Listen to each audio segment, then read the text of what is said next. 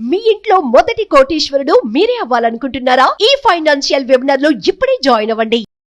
నమస్కారం శ్రీ ఆచార్య అనంతకృష్ణ స్వామి గారు. నమస్కారం అండి. ఈ వీడియోలో ఏం చెప్తున్నారు సార్? నాకు కొందరు గురుగారు అని ఫోన్ చేస్తారు. ఫోన్ చేసేసి గురుగారు మేము ఏసీ కొన్నామండి. చాలా సంతోషం, ఎస్, వెరీ గుడ్. కొందరు ఫోన్ చేసి గురుగారు కారు కొన్నామండి. అలాంటి గ్రూపులో పెడతారు, మన గ్రూపులో పెడతారు. ఏసీ కొన్నారు, కారు కొన్నారు అంటే ఇప్పుడు మనం ఏమనుకోవాలి, వాళ్ళని క్లాస్కి వచ్చిన తర్వాత చక్కగా డెవలప్ అయ్యారు అనుకో. అవును. ఎలా కొన్నారంటే దాన్ని ఇన్స్టాల్మెంట్లో కొన్నారు. క్లాస్కి వచ్చి మీనింగే ఉంది. అవును. క్లాస్కి వచ్చి మీనింగే ఉంది. అదే అదే.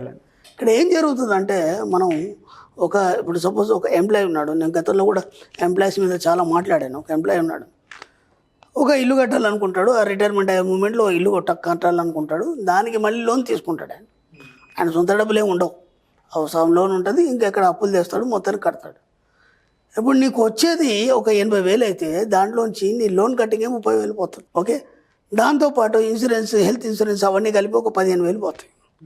నీకు మళ్ళీ అన్ని తిప్పి కొడితే ఒక 20,000 కంటే మిగలదు. ఇప్పుడు ఆ లోన్ కట్టడానికి మీకు దాదాపు 20 సంవత్సరాల టైం ఉంటుంది. మీరు ఒక్కసారి ఆలోచించండి. ఆ 20 సంవత్సరాలు మీరు లోన్ కట్టేదంటే మీకు ఎంత అయితే అవుతుందో అంతకు రెట్టింపు అవుతుంది అది ఇంట్రెస్ట్తో. అవును. ఇప్పుడు మీరు ఆ 20 సంవత్సరాల వరకు మీరు లోన్ కడుతూనే ఉంటారా, కానీ ఏనాడన్నా తృప్తిగా ఉంటారా? ఏనాడన్నా తృప్తిగా ఉంటారా? ఉండరు. ఎలా అయిపోయిందంటే మన వాయిదా పద్ధతులు అనేది బాగా అలవాటైపోయింది. అవును. అంటే ఒకప్పుడు దాదాపు ఒక 20 years బ్యాక్ ఇవన్నీ లేవు. అప్పుడు ఏముండేదంటే ఒక బైక్ కొనాలంటే బాగా డబ్బున్న వాళ్ళే కొనేది. బాగా డబ్బున్న వాళ్ళ కుర్రాడికి వాళ్ళ నాన్నగారు కొనిస్తే చాలా హ్యాపీగా ఫీల్ అయిపోయేది.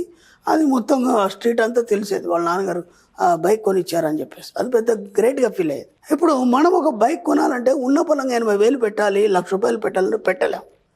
కాబట్టి కంపెనీలన్నీ ఒక వెసులుబాటు కలిగించాయి. ఏమనంటే మీరు ఒక 20,000 కట్టేయండి, ఓకే, మిగతావన్నీ మీరు ఇన్స్టాల్మెంట్లో కట్టండి. ఒక 5 సంవత్సరాల వరకు మెల్లిగా ఇన్స్టాల్మెంట్లో కట్టండి. ఇది బాగానే ఉంది. ఒక్క బైక్ మట్టుకు బాగుంది, ఓకే, లేదా ఒక కార్ మట్టుకు బాగుంది. అంటే ఇప్పుడు మనం ఏం చేయాలంటే మనకు వస్తున్న ఇన్కమ్ ఏదైతుందో దాంట్లోంచి జస్ట్ 40% మాత్రమే వాయిదాలకు కానీ లోన్లకు కానీ వీటన్ని కేటాయించాలి.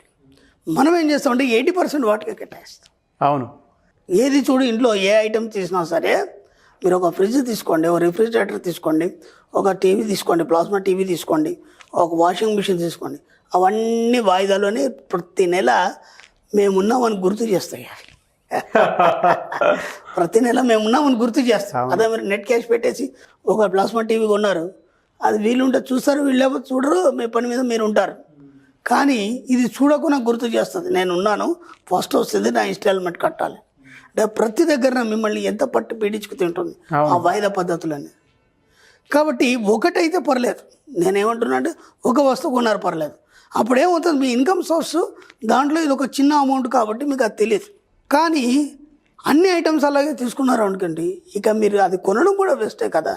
ఇప్పుడు నా క్లాస్కి వచ్చి కూడా వేస్టే, మీరు అవి కొనడం కూడా వేస్టే. కాబట్టి ఈ వాయిదా పద్ధతులు అనేది ముందు బయటపడేయండి.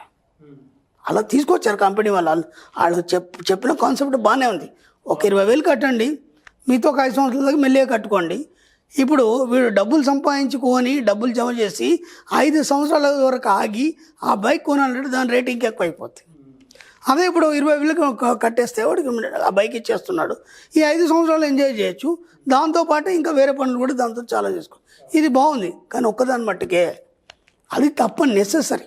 ఇప్పుడు మనకి ప్రైమరీ నీడ్స్, సెకండరీ నీడ్స్ అని ఉంటాయి. అది ఎంతవరకు అవసరం? ఊరికే బైక్ వేసుకొని తిరగడానికి నీకేం అవసరం? తిరగడానికి ఏం పని ఉంది నీకు? సరదాకి తిరగడానికి కాదు కదా. నీకు ఏదైనా పని ఉంది, దానివల్ల నువ్వు ఇంకా సంపాదన పెంచుకుంటావు. ఆ బైక్ ఉండి కొద్దిగా ఎక్కువ దూరం వెళ్ళి నీ యొక్క బిజినెస్ చేసుకుంటావు. ఇలాంటి ఆలోచన ఉన్నప్పుడు కొనుక్కోవడం తప్పులేదు. కానీ ఊరికే వేసుకొని తిరుగుతానంటే దానికి ఏమైనా మీనింగ్ ఉంది, అది మళ్ళీ ఇన్స్టాల్మెంట్లో. కాబట్టి ఒక్క వస్తువు వరకు మాత్రం మనం మినహాయింపు మన సబ్జెక్ట్లో. అంతకంటే మీరు ఎక్కువ కొంటే మాత్రం మీరు సబ్జెక్టు వినడం వేస్ట్, మీరు నేర్చుకోవడం వేస్ట్. కాబట్టి ఆ వాయిదా పద్ధతుల్ని ముందు మానేయండి. ఈ వాయిదా పద్ధతుల ద్వారా మీరు చాలా బలహీనం అయిపోయి మీ యొక్క సిచ్యువేషన్స్ అన్నీ మళ్ళీ అప్పుల ఊబిలో కొరుకుపోవడం తప్ప మీరు ప్రశాంతత జీవితం గడపలేరు. కొంతమంది ఎందుకు సార్ అంటే ఈ వాయిదా పద్ధతికి అలవాటు అయిపోయి ఉంటారు. అంటే వాడు ఇవ్వడానికి సిద్ధంగా ఉన్నాడు కదా. అప్పుడు చాలామంది బంగారం కొంటారండి. బంగారం కొనేటప్పుడు ఏమంటారంటే పోతే పోయిందిలే, కొద్ది ఎక్కువైనా సరే కొని పెడితే రేపు ఎప్పుడైనా పనికిస్తుంది మనకి. కొనేప్పుడు ఏం ముడి పెడుతున్నారు వాళ్ళు, ఒకవేళ కనుక ఏదైనా అత్యవసరం వస్తే మనకి ఇది పనికి వస్తుంది అని ఎప్పుడైతే నువ్వు మాట అన్నావో, మనం 100,000 సార్లు చెప్పాం, నీ నోటి నుంచి మాట్లాడిన మాట ఏదైనా సరే ఎమ్మటే విషయంలో రికార్డ్ అవుతుంది. ఇప్పుడు ఏమవుతుంది, అది ఒక ఏడాది కూడా కాదు, ఎమర్జెన్సీ పీకల మీద వచ్చేసి దాన్ని ఎక్కడో నువ్వు దాన్ని తాకట్టు పెట్టేసి డబ్బులు తీసుకురావాల్సి వచ్చింది. అది ఎవరు చెప్పారు, అది ఆ డిజైన్ ఎవరు ఇచ్చారు, అది మీరే ఇచ్చారు కదా. అవును. కొన్నప్పుడే దానికి ఒక పేరు పెట్టారు ఏమని, ఒకవేళ ఎమర్జెన్సీ ఉంటే ఇది ఎప్పుడైనా టైంలో మనకు పనికిస్తుంది, మనల్ని కాపాడుతుంది ఇన్ ఎమర్జెన్సీలో అని మీరే అన్నారు.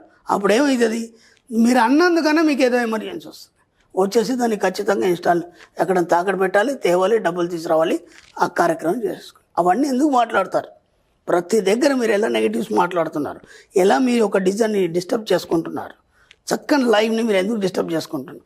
వాయిదా పద్ధతులు అనండి, మీరు మాట్లాడే సిస్టమ్ కానీ. కాబట్టి ఎంత వీలైతే అంత మీ మాటల్ని తగ్గించి ఆ మాటల్ని మార్చుకునే ప్రయత్నం చేయండి. ఎంత వీలైతే అంత బంగారాన్ని కొనుక్కోండి, ఎవడొద్దన్నాడు. ఇచ్చేవాడు అమ్మేవాడు అమ్మడా, కొనేవాడు కొన్నాడా, ఎంతోమంది ఉన్నారు, మీకంటే బోలెడున్న వాళ్ళు ఉన్నారు. కానీ ఆ కొనేటప్పుడు ఈ పేరు పెట్టకండి దయచేసి. ఏదైనా ఎమర్జెన్సీలో మనకు పనికి వస్తుంది, ఇది మనం ప్రాణాలనైనా కాపాడుతుంది అని ఆ మాట అన్నారంటే అలాంటి అవసరాలు వస్తాయి మీకు. కాబట్టి అలాంటి మాటలు మాట్లాడకండి. ఎంత వీలైతే అంత వాయిదా పద్ధతులకి దూరం ఉండండి. ఇన్స్టాల్మెంట్లు మన సబ్జెక్ట్లో లేవు, అప్పులు మన సబ్జెక్ట్లో లేవు, డిస్కౌంట్లు మన సబ్జెక్ట్లో లేవు, 1+1 ఆఫర్లు మన సబ్జెక్ట్లో లేవు. ఇవన్నీ నిక్కచ్చిగా నేను 100,000 సార్లు చెప్పాను. మీరు అవి పాటించినప్పుడు మాత్రమే ఆనందకరమైన జీవితాన్ని మీరు గడుపుతారు. ఒక్కసారి ఆలోచించండి, ఇవన్నీ పొరపాట్లు మీ జీవితంలో జరిగాయా, మీరు చేశారా లేదా, ఇట్లా ఎన్నిసార్లు జరిగాయి. నేను చెప్పిన ప్రతి మాట కూడా మీరు అన్నారా లేదా ప్రతి దగ్గర. కాబట్టి ఇక్కడ నుంచి మెల్లిమెల్లిగా తగ్గించుకోండి ఆ మాటలన్నీ. Thank you so much Shri Acharya Anantakrishna Swami గారు. థ్యాంక్ యూ అండి.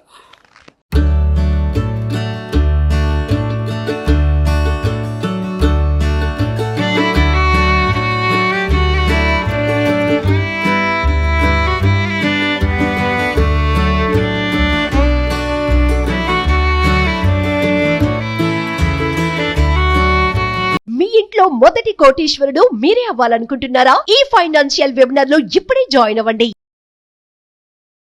మీ ఇంట్లో మొదటి కోటీశ్వరుడు మీరే అవ్వాలనుకుంటున్నారా? ఈ ఫైనాన్షియల్ వెబినార్ లో ఇప్పుడే జాయిన్ అవ్వండి. మీ ఇంట్లో మొదటి కోటీశ్వరుడు మీరే అవ్వాలనుకుంటున్నారా? ఈ ఫైనాన్షియల్ వెబినార్ లో ఇప్పుడే జాయిన్ అవ్వండి. మీ ఇంట్లో మొదటి కోటీశ్వరుడు మీరే అవ్వాలనుకుంటున్నారా? ఈ ఫైనాన్షియల్ వెబినార్ లో ఇప్పుడే జాయిన్ అవ్వండి. మీ ఇంట్లో మొదటి కోటీశ్వరుడు మీరే అవ్వాలనుకుంటున్నారా? ఈ ఫైనాన్షియల్ వెబినార్ లో ఇప్పుడే జాయిన్ అవ్వండి.